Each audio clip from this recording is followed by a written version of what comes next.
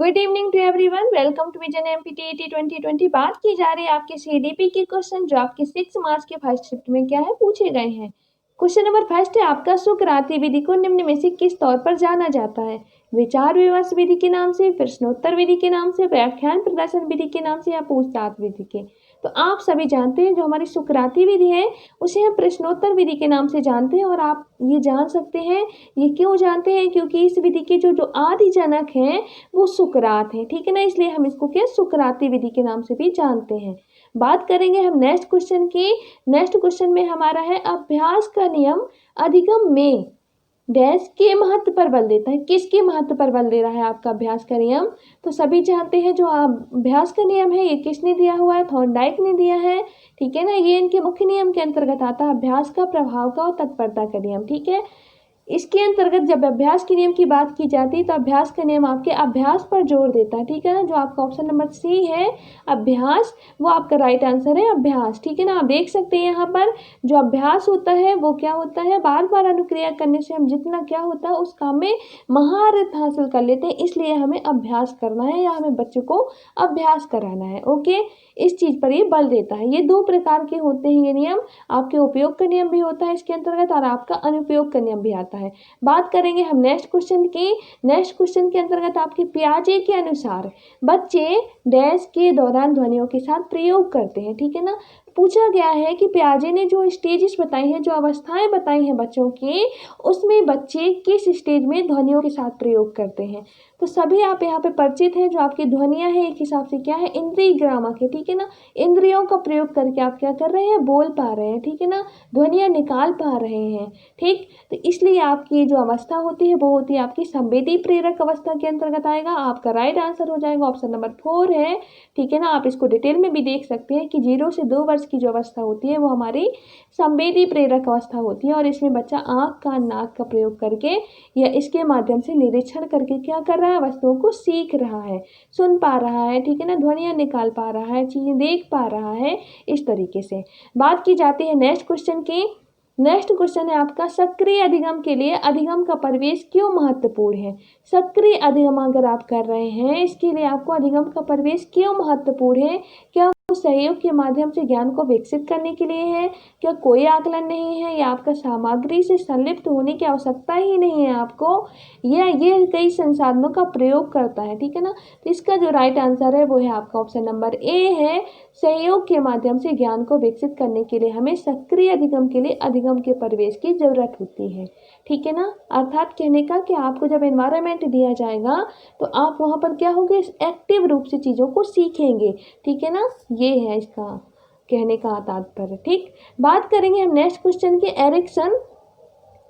Ericsson की मनोसामाजिक विकास की कौन सी अवस्था विशिष्ट रूप से किशोरावस्था में होती है? आपको ये पूछा गया है, जो किशोरावस्था होती है वो किस स्टेज के अंतर्गत इन्होंने डिफाइन की हुई है एरिक्सन ने?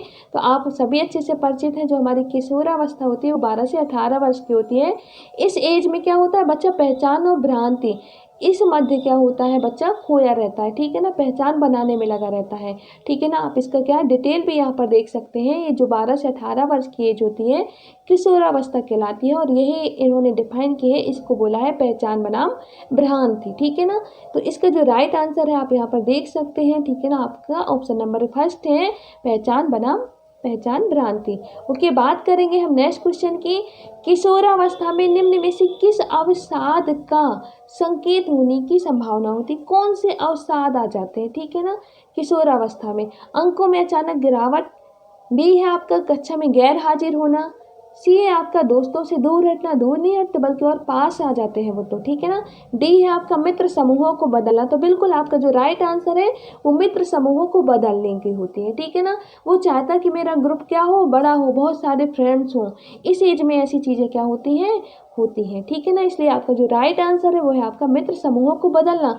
मित्र मंडली इनकी क्या बहुत सारी होगी, अगर उनके पसंद की मित्र मंडली ने बात नहीं की तो वो उनके ग्रुप को छोड़ करके दूसरे ग्रुप में शामिल हो जाते हैं इस एज में। ठीक है ना, आपका राइट आंसर ऑप्शन नंबर 4 है।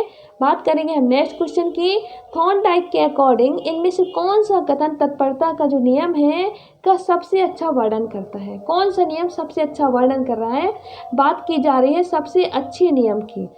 ठीक है ना, तो बात कर रहे हैं सबसे पहला जो आपका ऑप्शन है, इसका अर्थ है कि प्रशिक्षण या अभ्यास अधिगम की दक्षता और स्थायित्व को बढ़ाने में मदद करता है। तो बिल्कुल करता है। आप अभ्यास करेंगे तो आपकी क्या होगी, दक्षता आएगी, स्किल डेवलप होगी और आपका स्थायित्व भी आएगा। सेकेंड है आपका, इसका अर्थ है कि विषय की तैयारी या स्वभाव अधिगम में योगदान देता है। जब आप किसी कार्य को तत्परता के साथ कर रहे हैं, अगर वो आपका इंटरेस्टेड विषय है, अगर आपने उसको बहुत तत्परता के साथ किसी विषय को किया है, तो क्या होगा, आपके अधिगम में वो योगदान देगा, आपकी तत्परता। ठीक है ना। आपका जो राइट आंसर है वो है आपका ऑप्शन नंबर बी है। ठीक है ना। ऑप्शन नंबर जो सी है, इसका अर्थ यह है कि एक उपयुक्त व्यवहार के प्रहार होने तक जीव अपनी प्रतिक्रिया बदलता रहता है। ठीक है ना। डी है आपका, इसका अर्थ है कि प्रयास और त्रुटि के कारण संबंध बनते हैं। ठीक है ना। ये सारी चीज़ें, लेकिन आपका जो सबसे बेस्ट आपका क्या है ऑप्शन है, वो है ऑप्शन नंबर बी है। आप इसके साथ यहाँ पर क्या कर सकते हैं, इसको देख सकते हैं कि आपकी जो तत्परता होती है वो क्या होती है। जिस काम को करने में मज़ा आता है उसको करने के लिए हम सदैव तत्पर होते हैं। यहाँ पे ध्यान से देखें, आप किसी काम को करने के लिए हमेशा अंदर जितनी ज़्यादा तत्परता होगी उतना ज़्यादा ही हमारा सीखना होगा। ये क्वेश्चन रखा हुआ है वहाँ पर। ठीक है ना। आप जितनी ज़्यादा तत्परता रखेंगे किसी विषय को सीखने की, उसका रिजल्ट उतना ही बेहतर होगा। ओके, बात करेंगे हम नेक्स्ट क्वेश्चन की। तर्क संगत रूप से सोचने और उद्देश्यपूर्ण तरीके से कार्य करने की क्षमता है, क्या है आपके। आपको कौन बता रहा है कि भाई आपको तर्क संगत रूप से सोचना है। ठीक है ना। आप चीज़ों को डिसीजन ले पा रहे हैं, किसके कारण ले पा रहे हैं। ठीक है ना। क्या है वो क्षमता, क्या वो तर्क है, क्या वो अनुभूति है, क्या वो बुद्धि है, क्या वो आपकी रचनात्मकता है। तो आप सभी जानते हैं बुद्धि ही है, क्योंकि हमारी जो मानसिक क्रियाकलाप होते हैं हमारे किस पे डिपेंड है, आपकी बुद्धि पर डिपेंड है। ठीक है ना। तो आपके जो तर्क संगत रूप से सोचने और उद्देश्यपूर्ण तरीके से कार्य करने की जो क्षमता होती है वो आपकी बुद्धि ही डिसाइड करती है। ठीक है ना, बुद्धि होती है। बात करेंगे हम नेक्स्ट क्वेश्चन की। बांडुरा ने सीखने की समग्र सामाजिक प्रक्रिया को समझाने के लिए किस पद का प्रयोग किया है। ठीक है ना। इन्होंने किस पद का प्रयोग किया है वो बताना है, इन्होंने जो अपना सिद्धांत दिया है। ठीक है ना। तो आप सभी इनके सिद्धांत से बाखूबी परिचित हैं। जो सामाजिक अधिगम का जो सिद्धांत है जो बांडुरा ने दिया हुआ है, इसके अंतर्गत इन्होंने क्या है, बांडुरा के अकॉर्डिंग जो सामाजिक अधिगम के सिद्धांत में प्रतिमानों की भूमिका व्यक्तित्व के विकास में क्या सर्वाधिक महत्वपूर्ण है। ठीक है ना। इन्होंने पूरे अपने सिद्धांत में किसको इम्पोर्टेंस दिया है, प्रतिमानों को, मॉडल्स को। ठीक है ना। इस तरीके से आपका जो राइट आंसर है यहाँ पर आपका क्या हो जाएगा, ऑप्शन नंबर हो जाएगा 4, प्रतिरूपण। ठीक है ना, मॉडलिंग जिसे आप कहते हैं। ठीक है ना। बात करेंगे हम नेक्स्ट क्वेश्चन की। विद्यार्थी की उपलब्धि और समावेशी कक्षा के सफल कार्यान्वयन में सबसे महत्वपूर्ण कारक कौन सा है। एक बच्चा सफल हो रहा है, उसकी उपलब्धि अच्छी आ रही है, सफलता हासिल कर रहा है, और आपकी जो समावेशी कक्षा है जहाँ पर सभी प्रकार के बच्चे बैठे हैं, ठीक है ना, वो कार्यान्वयन, वो जो आपका प्रोग्राम है, ठीक है ना, वो क्लासेज है, वो प्रॉपर तरीके से क्या हो रही हैं, एग्जीक्यूट हो रही हैं, कार्यान्वित हो रही हैं। ठीक है ना। तो इसके पीछे आप किसको इम्पोर्टेंस देंगे, ये पूछा जा रहा है। क्या वो शिक्षक है, क्या वो प्रधानाचार्य है, क्या वो पर्यवेक्षक है, क्या वो सलाहकार है। तो इसका जो राइट आंसर है वो है आपका right answer option number A, शिक्षक होते हैं। ठीक है ना। शिक्षक ही हैं जिन्होंने क्या किया है, आपके बच्चे की उपलब्धि के पीछे जो हाथ होता है वो आपके शिक्षक का ही सहयोग होता है। समावेशी कक्षा आपके अच्छे से चले, ये आपके शिक्षक ही होते हैं। ओके, इस तरीके से हमारे ये क्या है 10 क्वेश्चंस कवर हो गए हैं। बात करेंगे हम आगे नेक्स्ट वीडियो में। Thank you to all.